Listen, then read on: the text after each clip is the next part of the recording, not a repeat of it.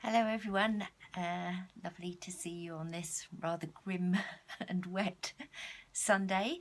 So this is the second of our Advent talks for 2020, and last Sunday, just before we did our outdoor Christmas film, we lit the second candle on our Advent ring, another purple candle, and this time the candle represents Bethlehem and the manger and God's love. So you remember last time we thought about the prophets and the long run up to the birth of Jesus. Today we think about how it all gets a little bit messy. So the manger reminds us of Jesus' humble beginnings. I think we often kind of put Christianity in a white middle class bracket, but actually it begins with a poor family, with a shamed non-kosher pregnancy, and among a persecuted people. So if we kind of compare that to what happens today, when a baby is announced, there were no baby showers, there were no scan pictures framed on the wall, there were no gender reveal party cakes. Actually, it was just a terrible domestic mess. But why?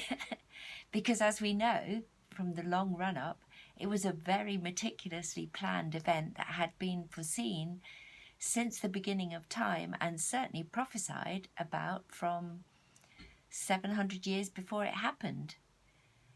So if it's not an accident, why was the birth of Jesus so chaotic and such a mess?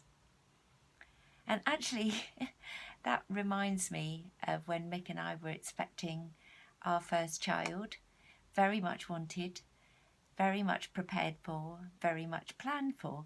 So we did all the right things. We went to all the right classes. We read all the right books. I attended National Childbirth Trust classes. I knitted jumpers. We decorated a nursery. I can remember all those things in detail. So we were ready and looking forward to the arrival of our first child. But when it happened, it wasn't at all as we foresaw it.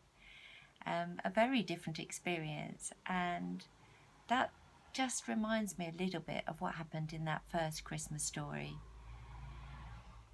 And it also reminds me that love is so often messy and disruptive, complicated and wonderful. But I'm so glad that the Christmas story reminds us that God shares the mess and the chaos of life with us. God bless you and see you next time.